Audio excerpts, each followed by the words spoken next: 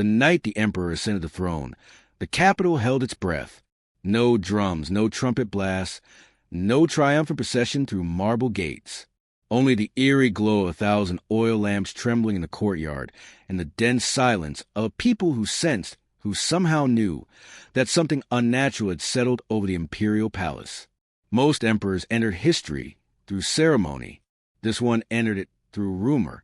Whispers spread through the city like sparks racing across dry fields.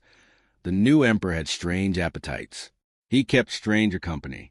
His desires were said to be bottomless, his impulses violent, his imagination perverse enough to shame even the most decadent rulers before him. But rumors were harmless. Rumors couldn't bleed. No one expected that within a year, the imperial palace, a place of order, ritual, and sacred tradition, would be transformed into something else entirely, a forbidden pleasure labyrinth, a sprawling nightmare of corridors where screams mingle with laughter, where loyalty was measured by the limits of obedience, and where the emperor conducted games that history would later try very hard to bury. Yet before the corruption, before the forbidden games, before the empire descended into fear, there was a beginning, and it started with a single decree, a decree that sounded innocent, almost absurd on the surface. Tonight, the palace will remain awake. No explanation, no justification, no royal seal of urgency, just a command that unsettled every servant, guard, minister, and noble within the walls. Because the palace, by law, slept at sundown. Silence was tradition. Rest was order. Darkness meant security. But that night, torches burned until dawn, and the emperor did not sleep. He was young, too young, many said. His father had died unexpectedly, leaving a throne still warm with power and poisoned by palace intrigue. The young man who inherited it was brilliant, unpredictable, and unstable in ways the council could not yet measure. Even his name, Emperor Cales, seemed to carry a strange echo. The name had appeared only once before in the empire's 1,000-year history, belonging to a ruler whose reign had been erased from the official scrolls. Some said choosing that name had been a warning. Others said it had been a promise. On the first night of his rule, Cales walked barefoot to the palace halls, trailing his fingers across walls carved with centuries of imperial history. His shadow followed him like a restless creature.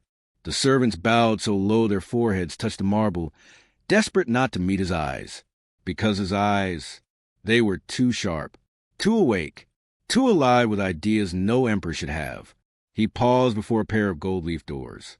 Behind them lay the Hall of Ancestors, where portraits of every prior ruler gazed down with solemn authority. Most emperors entered this chamber only on sacred occasions, birth, marriage, death, or coronation. Cales entered on a whim. The guards exchanged terrified glances. He hadn't announced a ceremony. He hadn't summoned witnesses. He simply stepped inside as if paying respects to his lineage, or challenging it. Inside, his gaze drifted across the portraits. Some rulers had been cruel, some wise, some conquerors, some nothing more than names. But all had followed the rules of the empire. Cales broke the silence. Every one of them obeyed tradition, he murmured, and every one of them died. His voice was soft, cold, and tinged with an unspoken threat. But he smiled faintly, I intend to live. Then he gave a second decree. Seal this hall. No one will enter it again. The guards froze. The court historian nearly fainted. The ministers began arguing within hours. But the doors were sealed, and the emperor walked away without explaining himself. The next day, he ordered the palace artisans to rebuild an entire wing of the imperial residence, not for political chambers, not for war planning, not for administration, but for a garden unlike any the empire had seen. The instructions were bewildering, winding paths that led nowhere, hidden chambers disguised as grottos, doors that opened into rooms filled with cushions, mirrors, and silk, halls painted in colors the empire considered indecently vibrant, a central pavilion built entirely of polished black stone. The artisans were confused, the ministers horrified, the concubines intrigued. The servants whispered that the emperor was building a labyrinth meant for seduction or torture or both. But Cales visited the construction site every evening, sometimes alone, sometimes accompanied by hand-selected attendants whose identities were never publicly recorded. Only one thing became clear.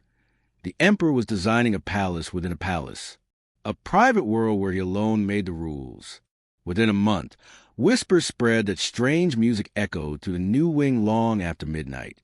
Laughter, chimes, the sound of things breaking, and sometimes voices pleading. None of this was documented, but the servants heard, and the servants remembered. Then came the night that changed everything. A banquet was held for the empire's highest-ranking nobles, a ceremony meant to reassure the court that the young emperor was stable, loyal, and respectful of tradition. The banquet began normally. Wine, silk dancers, gentle music played on lutes and flutes. The nobles tried to relax, though tension ran under every conversation like a tight wire.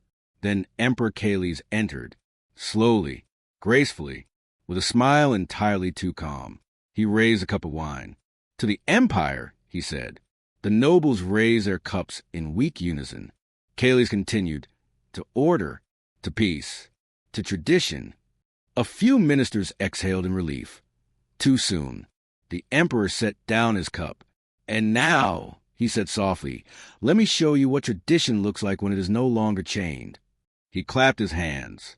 The banquet hall doors swung open, and a procession entered, a group of performers unlike any ever seen in the Imperial court. Men and women draped in shimmering fabrics, masks crafted with unnerving expressions, bodies trained to move with hypnotic precision. They were dancers, but their dance was wrong. Too intimate, too wild, too symbolic of things polite society pretended did not exist. The nobles stared in shock, some in fascination, some in revulsion, some in a fear they tried desperately to hide. Caelys watched them, delighted. Every gesture of the dancers seemed to test the boundaries of propriety. Some ministers left mid-performance. Others stayed but refused to clap. A few, just a few, watched with captivated curiosity. The emperor saw all of it. He memorized who looked away and who didn't. When the performance ended, Caelys rose and made a single announcement. This palace will no longer be a monument to restraint. It will be a monument to truth. The nobles exchanged horror-stricken glances. Caelys smiled. "Welcome," he said softly, "to the beginning." And that night, under torchlight, the emperor opened the doors to the Forbidden Garden. Select guests were invited. Others were forbidden. No one knew what happened inside. But those who entered were never the same again. Those who refused did not refuse twice. Because from that night forward, the Imperial Palace would evolve into something darker, stranger, and far more dangerous than any court chronicler dared preserve.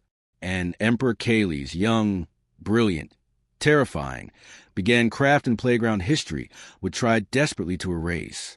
For 3 days, no one spoke openly of the banquet. Not the ministers, not the nobles, not even the eunuchs, who usually carried gossip like wind carries dust. But silence in the palace was never empty. It was heavy, like thick smoke settling after a fire. And beneath that silence, something new pulsed through the imperial court. Fear mixed with fascination. What had the emperor built inside that garden? Who were the masked dancers he had unveiled? And what, whispered most often, happened behind the Blackstone Pavilion where the invited nobles disappeared that night? No one knew, but everyone guessed. And the guesses were far worse than the truth, or perhaps not worse enough. The emperor himself offered no explanations. He behaved with impeccable calm, attending morning ceremonies, receiving reports from generals, approving tax reforms, and speaking in measured tones that gave the illusion of stability. But every evening he vanished. No guard was allowed to follow. No servant was permitted inside. Only the selected attendants, whose identities were kept secret, passed through the lacquered doors of the new wing. Rumor named this place the Moonlight Court. The emperor called it only the Sanctuary. The first recorded witness account of what happened inside came from someone unexpected. The palace architect, Master Redhan, who had been summoned to fix a mosaic tile near the pavilion entrance. He entered at dusk. He exited at dawn. He resigned that very morning and left the city before noon, without collecting payment. The only words he offered were whispered to his apprentice. The emperor is building a world where he is both God and judge. And the finest marble cannot hide the things he imagines.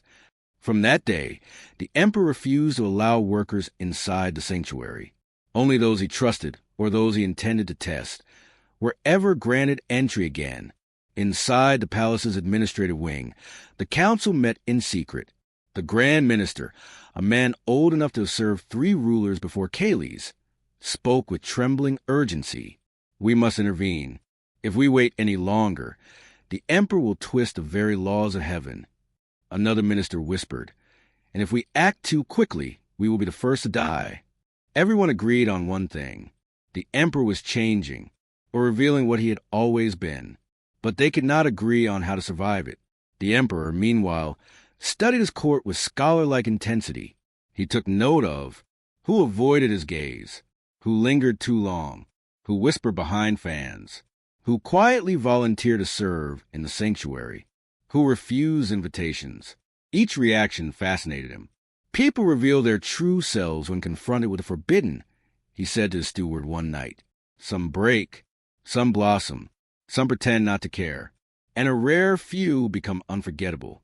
Those were the ones he sought, not the obedient, not the noble, not the virtuous, but the curious. Then came the night the emperor chose his first guest. Her name was Lady Serena, a noble woman known not for beauty, nor for wealth, but for intelligence sharp enough to slice through political rhetoric. She had a gift for speaking just enough truth to avoid accusation, yet just enough ambiguity to avoid trust. She intrigued Kales, so she received a small scroll. No seal, no signature, just a single line. "You are invited to walk the sanctuary before the moon sleeps." Her husband begged her not to go. Her family wept. Her servants prayed. But Lady Serena was not ruled by fear. She appeared at the lacquered doors at midnight, wrapped in crimson silk, chin lifted not in arrogance but in defiance. A masked attendant guided her inside. The doors closed, and for hours the palace slept restlessly, every torch flickering as if anticipating what might happen. At dawn, Lady Serena emerged, alive. Her hair was slightly undone, her voice slower than usual, her hands trembling not with fear, but with awe. She bowed before the emperor the next morning, lips curving slightly. "Your sanctuary," she said quietly, "is unlike anything this world has imagined." "Did you enjoy your visit?" the emperor asked. Her answer was dangerous. "I understood it." The court froze. Kales smiled. And from that day forward, Lady Serena became his most controversial confidant, a lightning rod for jealousy, suspicion, and fascination. Some said she had been seduced. Others said she had been broken. A few believed she had joined willingly, intoxicated by the emperor's dark brilliance. No one knew the truth, but she had changed, and the palace felt it. The emperor expanded the sanctuary soon after. Not physically. Structurally it was complete. But socially, he began inviting groups instead of individuals. Young nobles, talented musicians, philosophers eager for patronage, even minor courtiers hungry for prestige. Some entered with excitement. Some entered trembling. Some entered and were never heard in court again, not because they died, but because the emperor had reassigned them, quietly, permanently, to roles within the sanctuary. Positions that held no official title. Positions never recorded in the imperial ledgers. Positions whispered of only in coded language. Moon bearers, whisper keepers, the veiled walkers, garden sentinels.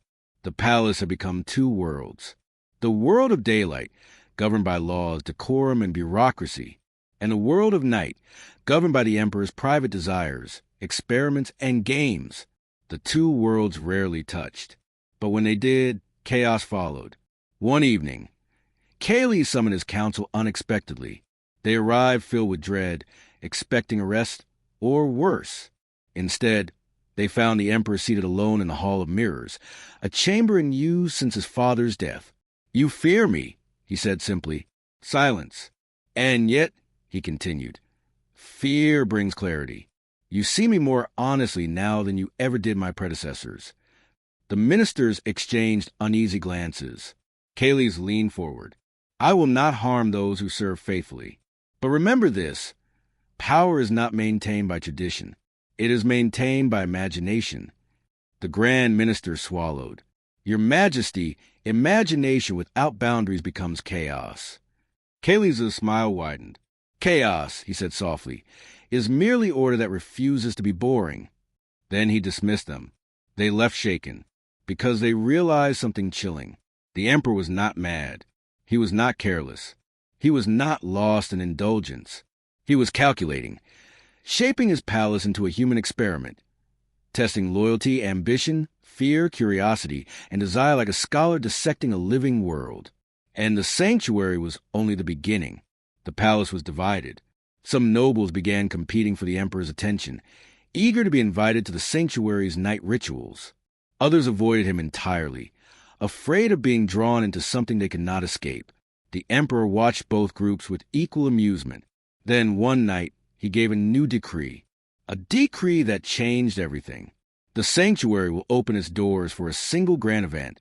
Every noble of rank shall attend. Gasps rippled across the court. Everyone, even those who feared him, even those who criticized him, even those too proud to kneel before his new world? Yes, every one of them. For the emperor had decided it was time not merely to test individuals, but to test the empire. And the grand event he planned would soon become the most whispered, censored, and forbidden night in the entire history of his reign. A night no one would ever forget. A night no scribe dared officially record. A night that turned the sanctuary into legend and the emperor into a creature. Both wars the decree dropped into the court like a blade. Every noble of rank shall attend. Those who had spent months hiding from the emperor's strange nightly gatherings found themselves dragged into the light. Those who craved an invitation now regretted ever yearning for it. And those who had sworn to oppose the emperor whispered silent prayers that even the gods refused to hear. The announcement specified a date. 15 nights after the red moon. Enough time for dread to ripen. By the third day, noble households were in uproar. By the sixth, tailors and jewelers worked without sleep, crafting garments they weren't sure would be seen again. By the 10th, rumors thickened like smoke-choking corridors. The sanctuary is a labyrinth of temptation. No one who enters leaves without revealing their darkest truth. The emperor chooses his favorites based on their reactions, not their rank. Some people came out laughing. Others came out silent forever. On the 15th night, the palace torches were lit from the gates to the very heart of the sanctuary. A path of flame, a walkway of heat and gold, a reminder that there was no turning back. Inside his private chamber, Emperor Kales watched a procession of nobles arrive one by one. Carriages lacquered in black, horses braided with silk, servants trembling visibly. He noted every expression: terror, greed, curiosity, resentment. The empire was made of these emotions. Tonight, he would peel them open like fruit. Lady Serena stood at his side, dressed in obsidian silk that gleamed like polished stone. "You're nervous," she said quietly. "Should I not be?" Kales asked. "You've invited your entire political world into the room where you test human nature." He smiled. "Exactly." She exhaled, half admiration, half dread. "How far will you push them?" she asked. "Until they understand," the emperor whispered, "that truth is more useful to me than obedience." It was the closest he had ever come to explaining the sanctuary's true purpose. The nobles were gathered in the Grand Lantern Hall, the entrance to the sanctuary. Over 800 lanterns hung from the ceiling, each carved with a different creature from Imperial mythology: dragons, serpents, phoenixes, but also more unsettling forms: faceless spirits, shadow wolves, mirror-eyed birds. The glow they cast shimmered across the crowd, making every face look slightly distorted. Perfect, the emperor thought. Let them see their own illusions before they encounter mine. When he entered, the nobles bowed as one trembling wave. Kales raised a hand. "Tonight," he said calmly, "is not a feast. It is not a ritual. It is not even a celebration." The hall held its breath. Tonight is a revelation. Whispers rippled through silk and satin. "You fear what lies beyond the door," he continued. "Not because the sanctuary is dangerous, but because it reflects what you hide. Not a single minister moved. Cayley's motioned toward the curved archway behind him. A gate carved from white jade veined with gold. Inside, he said, are 9 chambers. Each one asks a question. Each one requires an answer. No one will be forced, but everyone will be watched. A chill rolled through the crowd. He meant it. The Emperor intended to watch every reaction, every hesitation, every impulse, and he would judge accordingly. The first chamber, the Hall of Echoes. The nobles entered reluctantly, guided by masked attendants in flowing silver. The chamber looked empty except for hundreds of mirrors arranged at different angles. But these mirrors didn't reflect the present. They reflected reactions, fears, impulses captured seconds after they formed. A noble woman gasped when her reflection flinched before she herself had moved. A minister cursed as he watched his own scowl deepen before he felt anger. A young lord covered his face in horror as one mirror showed him staring too long at his rival's wife. The room revealed the things people tried not to show. Cayley stood on an elevated balcony above the chamber, watching the entire court unravel in real time. Lady Serena stood beside him. "Look," the Emperor said. "When a man sees his hidden self, he panics. When he panics, he tells the truth. And when he knows you are watching," she murmured, "he obeys." Cayley's finished. The first chamber was not meant to entertain. It was meant to destabilize, to break masks, before the darker rooms broke certainty. The second chamber, the Court of Whispers. This room was filled with whispering shadows, illusions created by hidden apertures in the walls. They spoke secrets in the voices of family members, friends, rivals, lovers. Some voices were real. Some were recordings. Some were lies, hipped and feared. And the nobles could not tell which were which. The Emperor watched his longtime allies begin doubting each other. Husbands turned pale hearing the imitated whispers of wives. Generals clenched their fists as supposed private conversations with the Emperor echoed through the chamber. But the worst was the whisper spoken to every visitor. "We know what you did." Even those who had done nothing flinched. Guilt is a universal language. The third chamber, the silent garden. No sound, no music, no guards. Just crystalline pools, floating lanterns, and masked attendants who offered choices on porcelain trays. 2 scrolls, one blank, one containing a question. Taking the scroll meant allowing the Emperor to ask something deeply personal. Taking the blank meant refusing the test, and refusal was recorded. Most nobles chose the question. Some fainted reading it. A few tore it to shreds. One wept openly. Another lied so badly that even the attendants laughed behind their masks. But one visitor, the Grand Minister, did something unexpected. He read the question, smiled, then wrote his answer with steady hands. Cayley's raised an eyebrow. "Bravery," he murmured. "Or surrender?" "Perhaps both," Serena whispered. Hours passed. The nobles survived the 4th chamber. The 5th, the 6th, each was strange in the last, testing morality, loyalty, desire, envy, and nerve.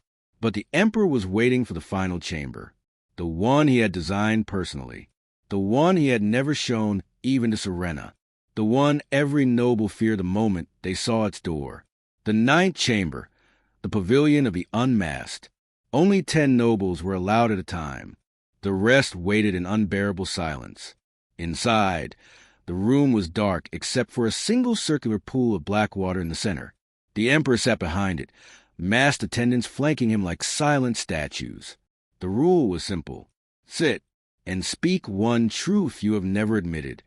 Not to him, not to the court, but aloud into the room. Some confessed small sins, envy, gambling, private grudges. Others choked. One confessed a crime. 2 admitted fears so deep they broke into tears. One noble refused to speak. He was escorted out. Another lied. He was escorted out faster. But one, only one, looked the Emperor in the eyes and said, "Your sanctuary is not a test. It is a warning." The room froze. Cayley's leaned forward, intrigued. "And what," he asked, "am I warning you of?" "And what," he asked, "am I warning you of?" "That the Empire is weak," the noble whispered, "and you are preparing for something far greater than pleasure." The emperor's expression did not change, but something in the air shifted, dangerously. Serena watched in the shadows, alarm tightening her breath, because the noble was right, because the emperor had built the sanctuary not as a playground, but as a crucible, a place to learn who could be trusted, who could be broken, who could be shaped, who could be used, and who might need to disappear. When the ninth chamber ended, the nobles were released into the lantern hall, shaken, pale, whispering feverishly. Some felt violated, some enlightened, some strangely exhilarated, but all understood one thing. The emperor now knew them better than they knew themselves. Cayley stood before them, hands clasped behind his back. "Tonight," he said quietly, "you revealed who you are, and I am grateful." Silence. "Because now," he continued, "the empire can finally move forward." But forward where? Toward unity? Toward chaos? Toward tyranny? Toward enlightenment? Or toward something far more dangerous than any of those? The nobles did not yet know, but they would, because the emperor's next decree, the decree he would give at dawn, would shatter the political order that had kept the empire stable for centuries, and the forbidden sanctuary would become more than a palace secret. It would become the center of a revolution. The sanctuary emptied long after the moon had set, but no one slept. Not the nobles, who returned to their estates trembling. Not the ministers, who gathered in panicked, whispered counsels. Not the servants, who scrubbed the lantern hall while avoiding one another's eyes. And certainly not the emperor. Cayley stood alone on the terrace above the gardens, the first light of dawn staining the horizon faint gold. His hands rested calmly on the carved railing, but his mind was alight, sharp, calculating, alive with the revelations of the night. He had not created the sanctuary for pleasure. He had created it to map the empire's soul. Now he knew who among the nobles possessed courage, who possessed ambition, who possessed loyalty, fear, vanity, desperation, or a hidden rage. And he knew who would oppose him, the ones who resisted the chambers, the ones who lied, the ones who trembled too visibly, the ones who tried to hide, the ones who whispered warnings, especially the last one. The emperor's lips curved faintly. At sunrise, he summoned the entire Imperial Council. The ministers arrived exhausted, eyes swollen, expressions brittle as glass pushed to its breaking point. They bowed, anticipating punishment, demotion, or worse. But Cayley's greeted them with calm politeness, a courtesy that terrified them more than wrath. "Rise," he said. "We have work to do." The Grand Minister, a proud man reduced to nervous silence, stepped forward. "Your Majesty, last night's event has shaken the noble houses. Some fear." Cayley's raised a hand. "Fear is useful," he said. "It encourages honesty." A few ministers exchanged glances. "Honesty," the emperor continued, "will be essential for what comes next." "And what comes next?" one of them asked carefully. Cayley's turned away, choosing instead to gaze at the blooming horizon. Then, with an ease that belied the weight of his words, he announced, "I am dissolving the High Council." Shock detonated through the chamber. "You what?" "Your Majesty, this is unprecedented. The council has existed since the empire's founding. This must not be done." The emperor watched their panic with thoughtful eyes. "You misunderstand," he said gently. "The council has failed not because it is corrupt, but because it is blind." Silence. "In the sanctuary, I saw more truth in one night than this council has shown me in a decade." The Grand Minister stepped forward shaking. "Your Majesty, we beg you, reconsider. Without the council, the empire's laws will be rewritten," Cayley said softly. "By me." They argued. They pleaded. One minister fell to his knees. Another tried to invoke ancient precedents. A third attempted to subtly threaten the noble's reaction. Cayley's listened to all of it. Then he dismissed the entire chamber with a single sentence. "Tonight, the empire enters a new age." The doors closed behind the panicked ministers, and the emperor's real transformation began. That afternoon, the city buzzed like an anthill overturned. Soldiers carried sealed scrolls to every province. Messengers galloped down main avenues. Scribes wrote until their fingers cramped. copying decrees at frantic speed. The emperor had commanded the creation of a new political body, the Circle of Nine, not chosen by lineage, not chosen by wealth, not chosen by seniority, chosen by what they revealed inside the sanctuary. One brave, one brilliant, one loyal, one ambitious, one disciplined, one unpredictable, one shamelessly honest, one impossible to manipulate, and one who still feared him, but obeyed anyway. A council crafted not from tradition, but from psychological precision. The nobles were outraged. How dare he choose based on those tests?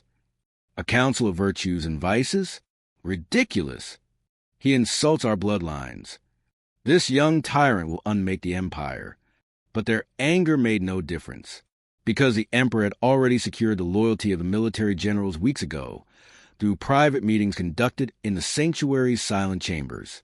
A single general refused. He disappeared the next morning. No one questioned it. Inside the palace, Lady Serena watched the chaos unfold with a mixture of awe and dread. "You have thrown the empire into fire," she murmured as she entered the emperor's private study. Cales didn't look up from the scrolls he was writing. "Fire," he said, "purifies. Chaos reveals. Last night taught me more about human nature than any scholar has in 5 centuries. Serena approached slowly. "And what did it teach you about yourself?" He paused, set down his brush, turned toward her. "That I am not afraid to see the truth others hide from." "Is that strength," she asked, "or loneliness?" The question hung in the air. For a moment, just a moment, the emperor's expression softened, but only for a moment. "Loneliness," Kaylee said quietly, "is a burden I know how to bear."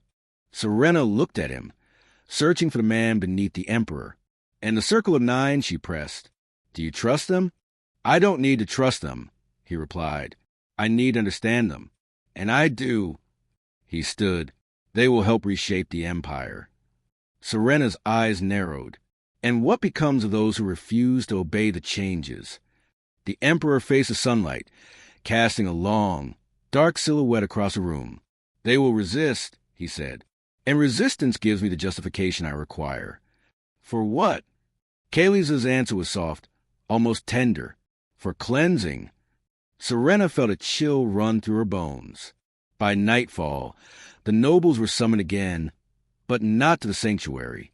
They were called to the Crimson Court, the empire's oldest ceremonial hall, a place of coronations and funerals, a place where new laws were carved into stone. The hall was filled with torches and guarded by elite soldiers whose armor gleamed like polished obsidian. When the emperor entered, his shadow stretched like a blade across the marble. He spoke only one sentence: "Kneel for the new empire." Some nobles knelt immediately. Some hesitated. Some remained standing, rigid with pride or fear. Those who hesitated were marked. Those who stood sealed their fate. Kales raised his hand. The soldiers moved. Screams echoed through the hall. But the emperor didn't flinch, nor did he look at the nobles being dragged away. He simply turned and walked toward the throne, his crimson robes whispering across the floor like a slow-burning fire. He sat, and the empire changed, not by war, not by invasion, not by famine, but by an emperor who understood how to manipulate the deepest chambers of a human mind. Yet in the shadows above the throne, unseen by any guard, an old man watched the scene unfold. His eyes were calm, his presence undetected. He had not knelt, he had not been seized, and he had not attended the sanctuary, because the emperor had never invited him. And there was a reason for that, a reason Kales had no intention of confronting. Not yet, but the old man's whisper drifted through the rafters like an omen. "You have awakened forces you do not understand, child."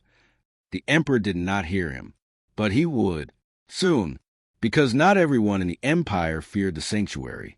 Some had been waiting, for years, for an emperor reckless enough to build it, and now they would reveal themselves. The storm over the capital had not been predicted.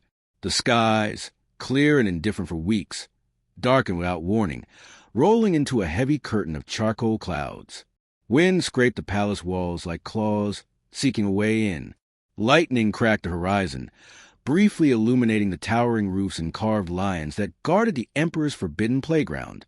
Inside, the marble floors trembled, not from thunder, from footsteps, from whispers, from fear. The palace was awake, and it had chosen this night to reveal what it had seen.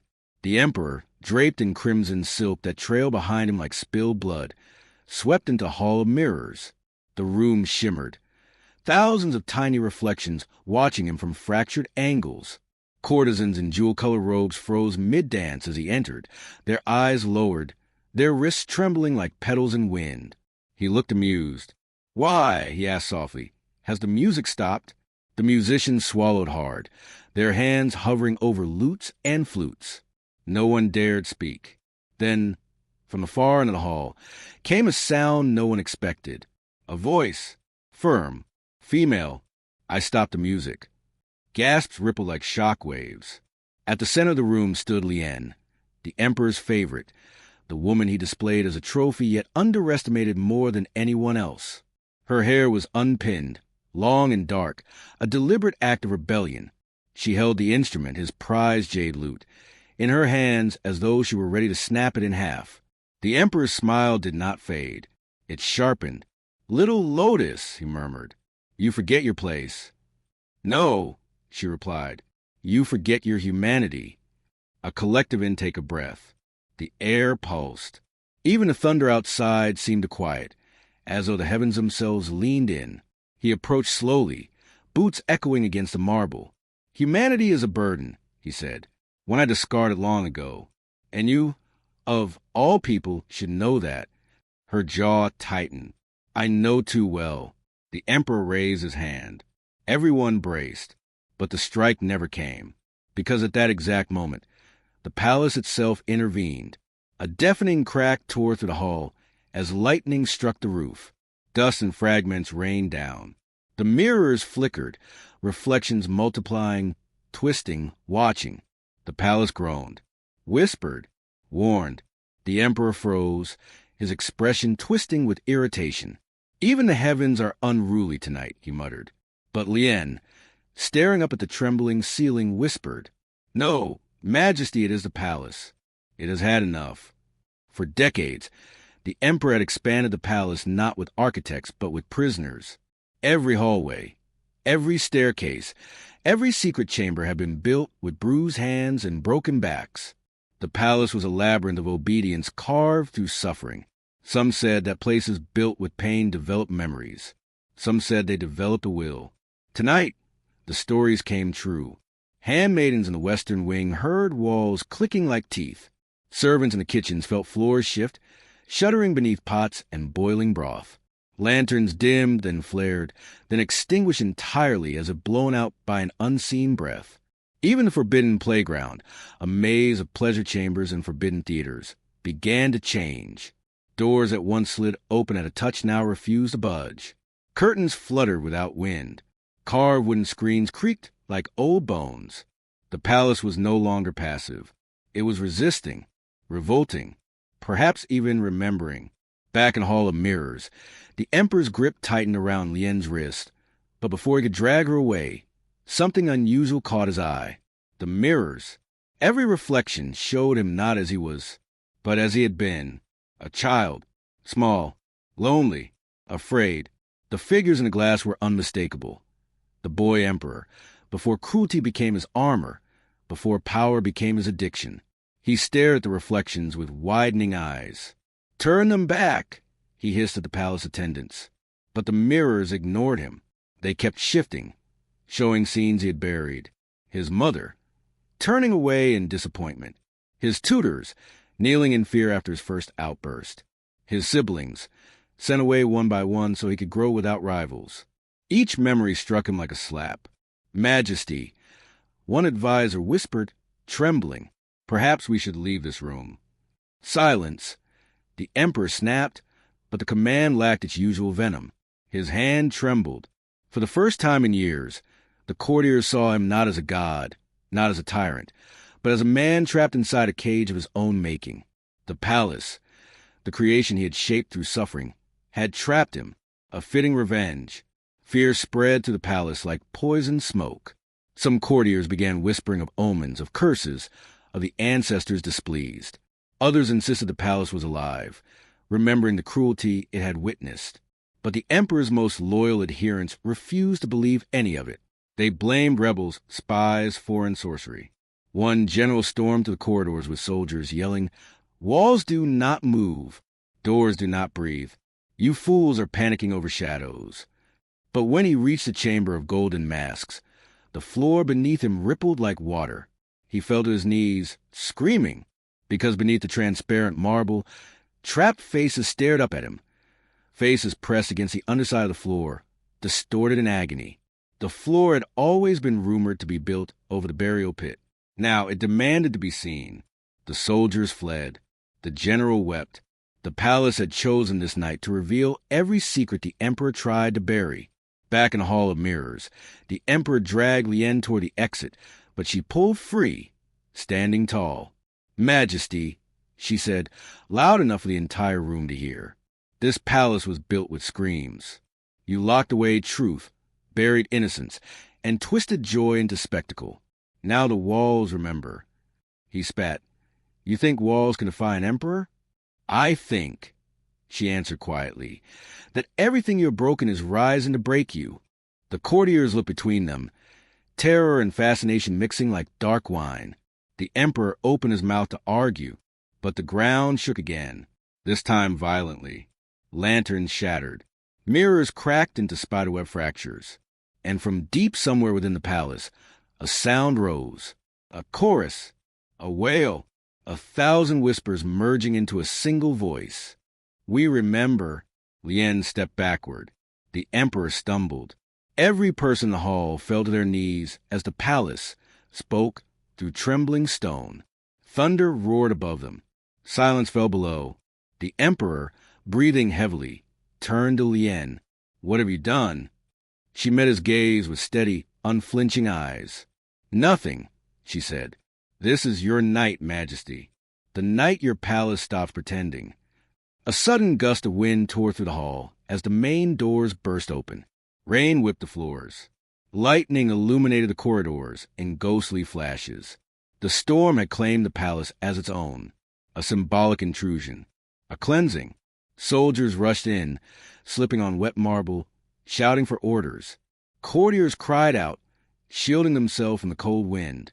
Silk tapestries blew loose from the walls, snapping like banners of rebellion, and at the center of the chaos stood the emperor, his crimson robes whipping around him like flames in a hurricane, his face twisted in disbelief, in rage, in fear.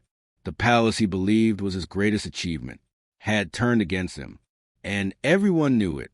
Lien whispered, "Majesty, history is waking up." The palace had become a creature of memory and vengeance.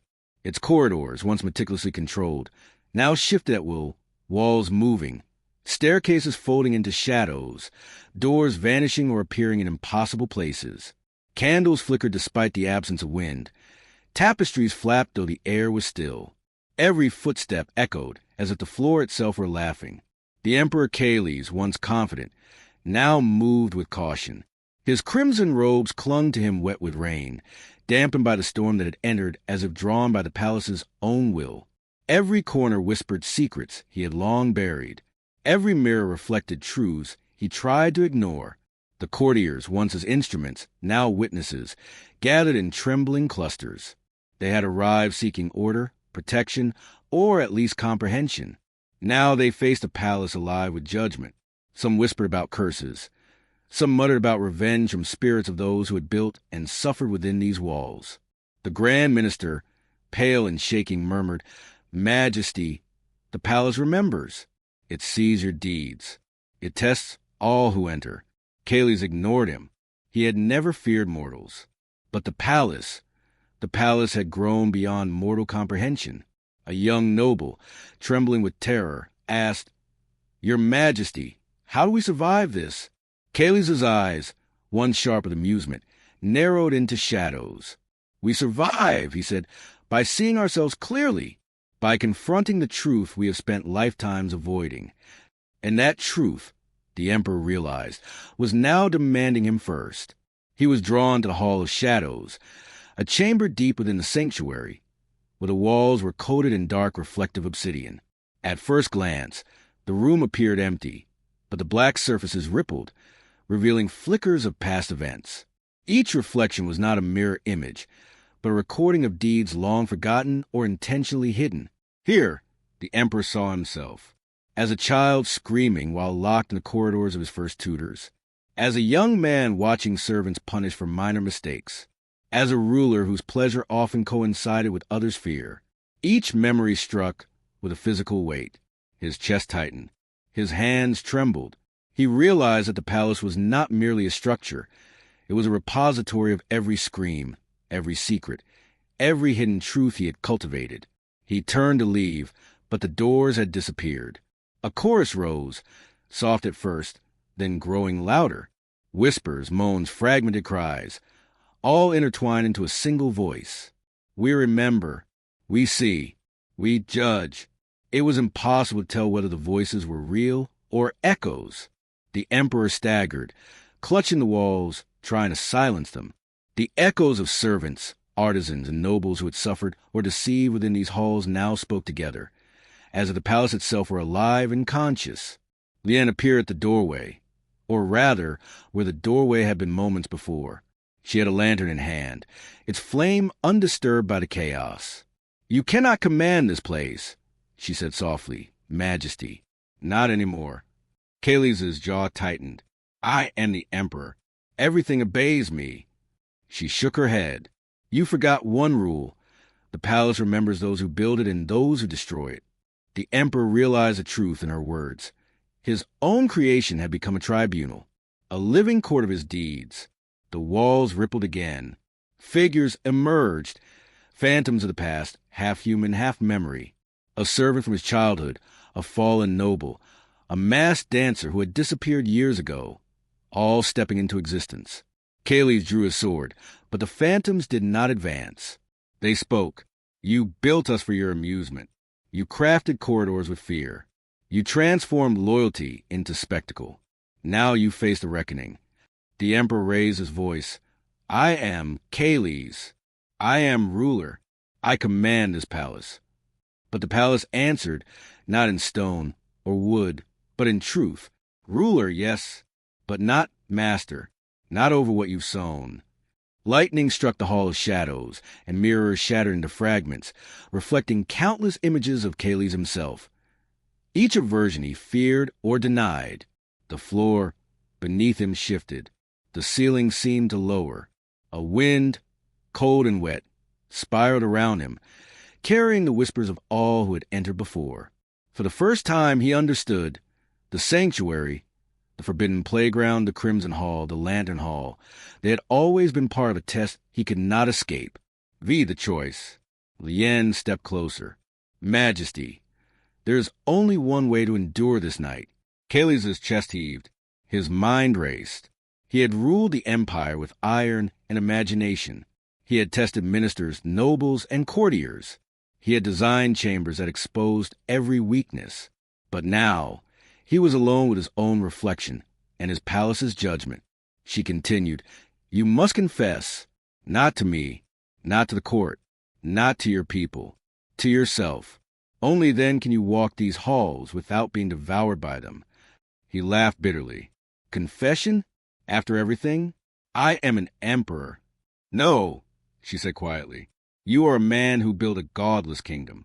Admit your truth, and the palace may forgive. Deny it, and it will consume you." The walls pulsed, the mirrors showing the consequences of denial. Falling, screaming, trapped eternally in shifting stone corridors. The alternative, admission, was terrifying, but it offered a path forward, a chance to reclaim mastery not through fear, but through understanding. Kaylee's closed his eyes. He began. The palace leaned in, listening. "I have taken pleasure where I should have spared pain. I have deceived. I have destroyed. I have twisted loyalty into obedience. I have created games of fear." The mirrors shivered. The floor stilled. The voices softened. Lien placed a hand on his shoulder. "You speak true." The Emperor exhaled, the weight of centuries pressing on him all at once. But the palace, his creation, his trap, his trial, responded not with violence, but with recognition. The storm outside began to subside. Rain fell softly, no longer violent. Lanterns flickered calmly. Mirrors reflected him without distortion. The corridors ceased shifting. The wings that had groaned and creaked were silent. The palace had passed judgment. Not forgiveness, not absolution, but acknowledgement. He had faced himself. And in doing so, he could move forward. Not as a tyrant bound only by fear, but as a ruler tempered by the truth he had avoided. Lien whispered, "History will remember this night, Majesty, not as a tale of your cruelty, but as a warning, a story of power and consequence, of creation turned against creator." Kayles looked at her, and for the first time in years, his expression was neither cruel nor calculating. It was thoughtful, human, haunted. The palace exhaled with him, as if it had been holding its breath, waiting for centuries to see whether the emperor could endure the judgment of his own making.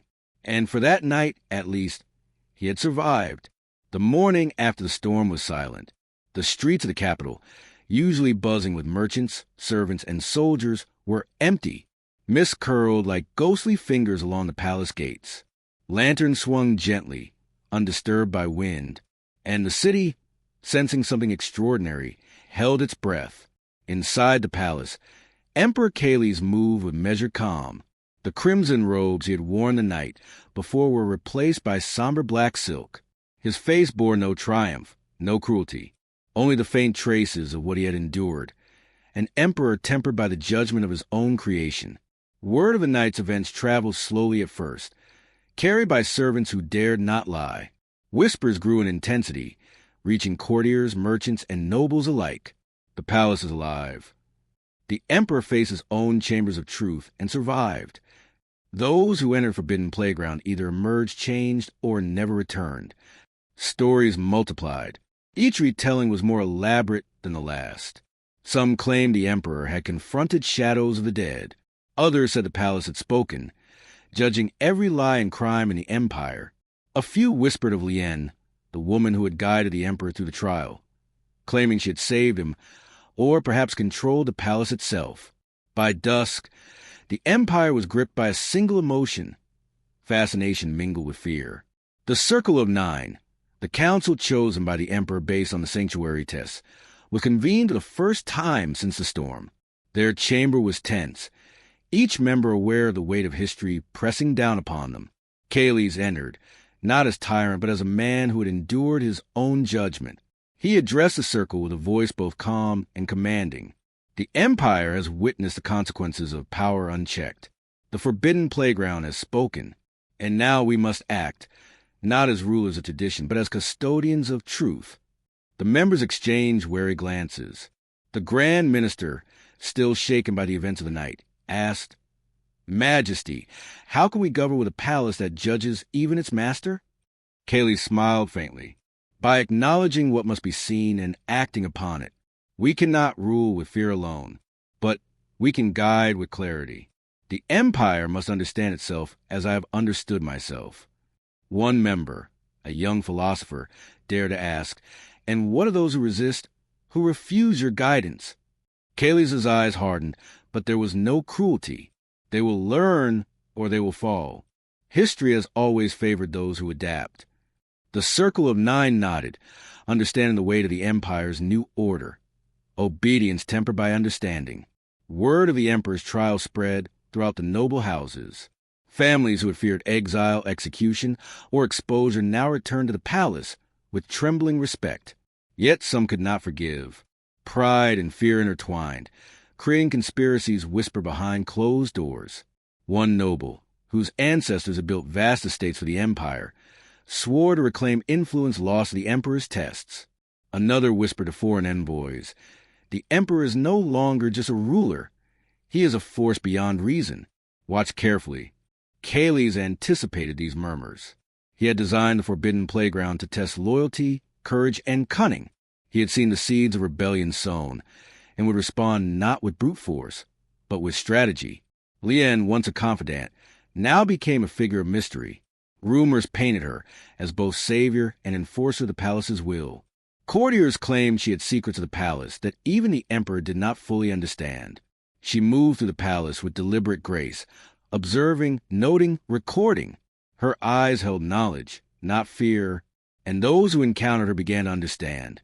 She was no ordinary courtier. She was a keeper of the palace's memories, a guardian of its judgment. Kayleigh often watched her silently. The storm had changed both of them. Where he had been a tyrant, she had been the compass. Where he had been the master fear, she had been the anchor to clarity. Together, they became a balance the Empire had never seen. Beyond the palace gates, the Empire itself began to shift. Merchants told stories to children about the Emperor, who faced the walls of his palace. Soldiers sang of the forbidden playground that judged the ruler. Scholars debated its meaning in hushed tones, unsure if it was truth, legend, or both. The palace had transcended its walls. Its story became a lesson. Power was not only in domination, but in understanding the hearts of those who wield it and those who submit to it. Foreign powers took note. Envoys from distant lands approached with caution, unsure whether they were negotiating with a tyrant, a sage, or a living legend. One evening, Kayleigh ascended to the terrace where the storm had first struck. The palace was silent, the corridors no longer shifting. The lanterns swayed in the gentle night breeze, casting elongated shadows across the marble. He stood alone, looking at the city below.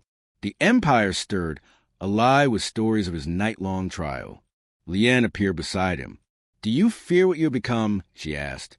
Kayleigh considered the question. "No," he said slowly. "I fear what the Empire might forget. I fear that we may lose a lesson. The palace judged me, and it is only fair that the Empire faces its own truths in time." She nodded. "And the forbidden playground?" "It will remain," he replied, "not as a tool of fear, not as a spectacle, but as a reminder that even those who seem invincible must answer for what they build." The wind carried the faint scent of rain and wet stone.